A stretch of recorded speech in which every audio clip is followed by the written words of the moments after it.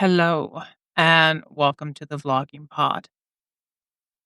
It's easy to spot a dictator in a military uniform shouting from a balcony.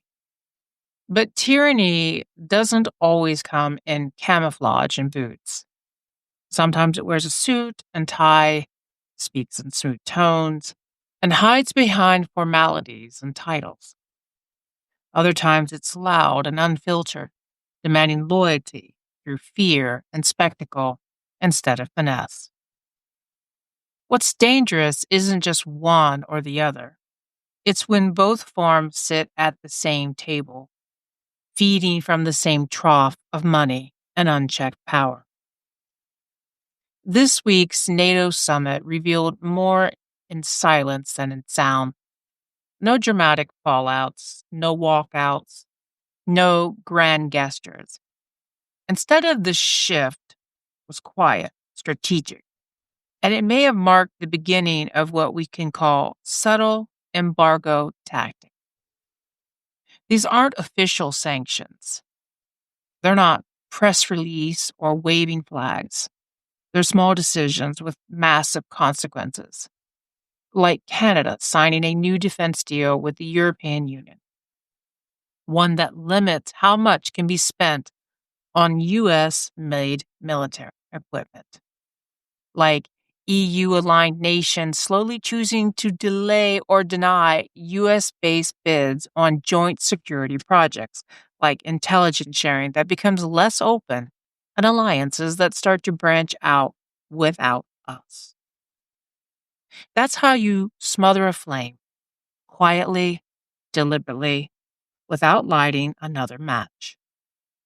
Because when a government's power rests on the wealth of its donors, when senators vote in step with the companies that bankroll their campaigns, and when foreign governments can see that, the only pressure that works anymore isn't moral, it's financial. We already saw what happened when one major backer, Musk, pulled away. It caused a stir.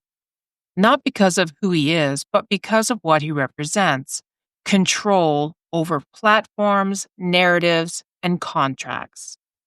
Now, imagine that kind of withdrawal happening on a broader scale by countries, not individuals. If allies begin shifting their trade, defense, and digital infrastructure toward Europe or elsewhere, and away from American firms, that's not just diplomatic snub. It's a warning, and it hits where it hurts most. The bottom line, we know the American public can't just opt out of taxes or restructure global supply chains overnight. But what we can do is observe where the pressure points are and who's vulnerable when the money dries up. If companies feel it, senators will feel it too.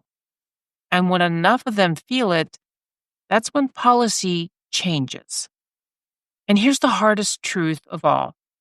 No one should be getting rich while serving the public.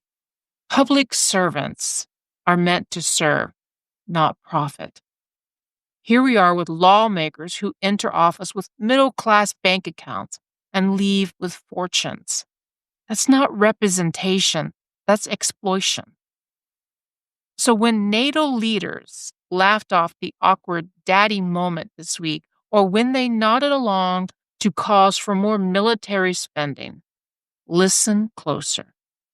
Not to what was said, but to what's already being done.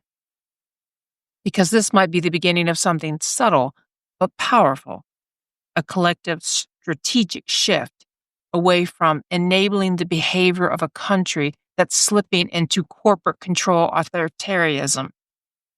Not through war, not through revolution, but through quiet choices that turn off the faucet of money. Because the only way to put out a fire is to smother the flame. Today's sources are from AP News, Washington Post, The Daily Beast, and Reuters. Thank you for listening. Until next time, bye-bye for now.